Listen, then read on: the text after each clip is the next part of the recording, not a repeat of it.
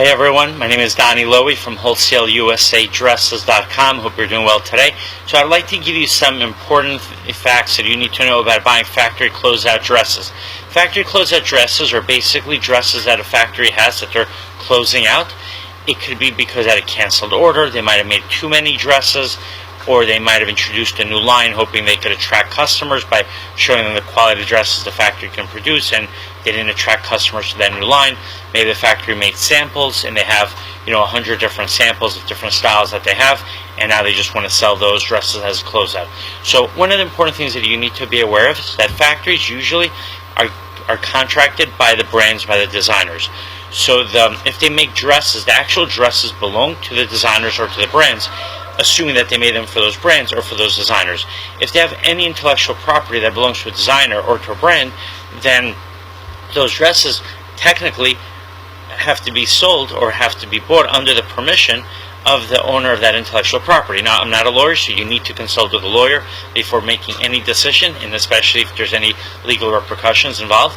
But from what I understand is, if a dress carries the brand or the design of anyone, then it belongs to whoever owns that brand or that design.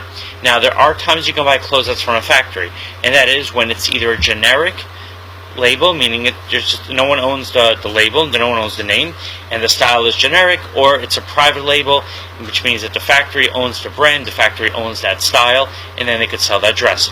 Now, there are times when you could buy a brand name or designer dress directly from the factory, but that's only when you could get permission from the brand or the designer. Now, there's something called a release paper, which is basically permission being granted by the designer or by the brand for those dresses to be sold. But I strongly recommend that you just don't go by, just don't take anyone's word that there's a release paper, or even if they send you a release paper. What you should do is you should contact the brand or the designer directly and find out if in fact the factory has permission to sell you those dresses and if you can buy those dresses. The reason is, let's say a factory made dresses for Polo Ralph Lauren, and now they have an extra 1,000 dresses, and they want to sell those dresses, and they tell you, yeah, sure, we have permission from Polo Ralph Lauren. They write up a paper showing you that they have permission to sell them. You still need to verify with Polo Ralph Lauren, because they might have a dispute where Polo Ralph Lauren is not allowing them to sell dresses. Polo Ralph Lauren might not even know that they have those dresses for sale. So you do want to contact Polo Ralph Lauren directly, or any brand or designer who has rights to those dresses.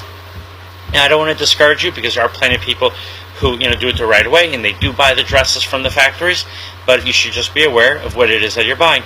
And I guess the best decision would be is to stick to buying either private label or generic label dresses from the factories. This way you don't have to worry about any ownership disputes over those dresses, and you'll know that you can buy those dresses because the factory either has just used a very generic label, generic style, or the factory owns the intellectual property of those dresses, whether it's the style or the brand. Alright, if you have any questions, please let me know. My website is wholesaleusadresses.com. The next time you're in New York, you're welcome to visit my warehouse.